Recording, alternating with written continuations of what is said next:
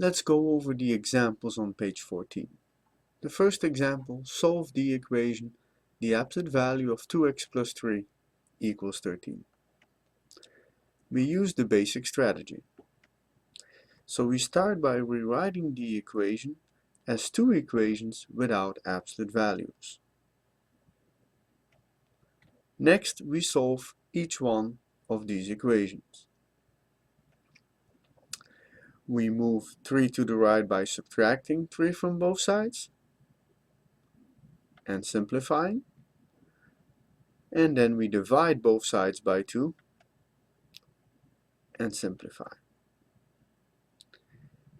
Now it's very important that we need to check these answers in the original equation.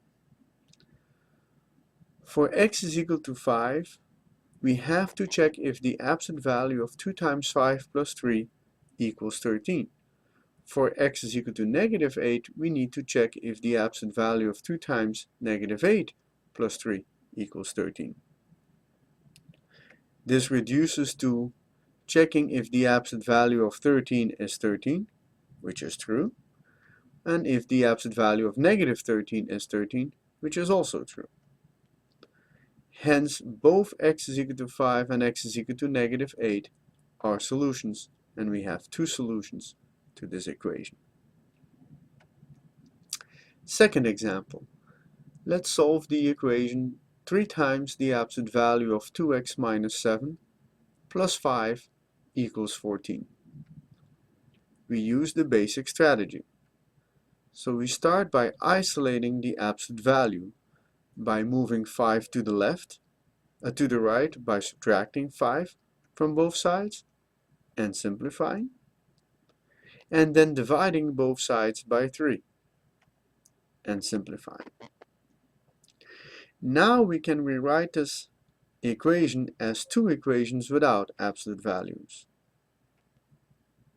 And we solve each one of these new equations.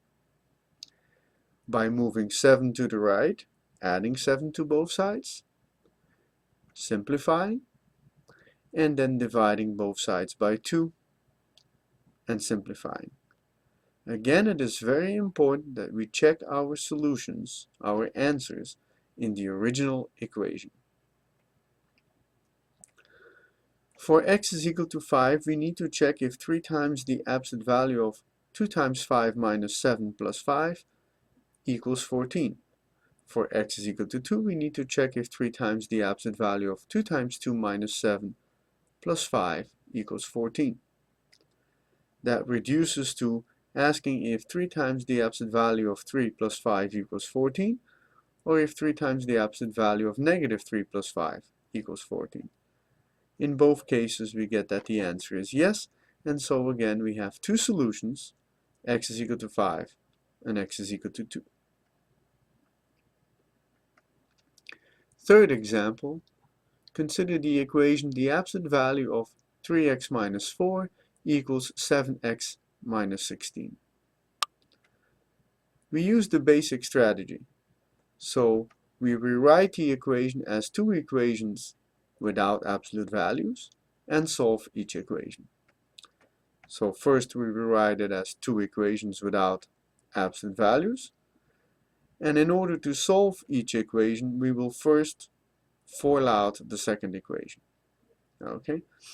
We can now solve the first equation by moving 7x to the left by subtracting 7x from both sides and moving 4 to the right by adding 4 to both sides. For the second equation, we move negative 7x to the left by adding 7x to both sides and moving negative 4 to the right by adding 4 to both sides. We simplify. We solve the first equation by dividing both sides by negative 4, the second equation by dividing both sides by 10. And we simplify. Next, we need to check if these answers in our original equation. For x is equal to 3, we need to check if the absolute value of 3 times 3 minus 4 equals 7 times 3 minus 16.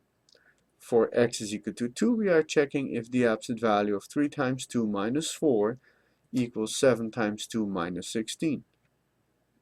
This reduces to, is the absolute value of 5 equal to 5? And the answer is yes. For the second equation, we get, is the absolute value of 2 equal to negative 2? And the answer is no. This means that x is equal to 2 is not a solution.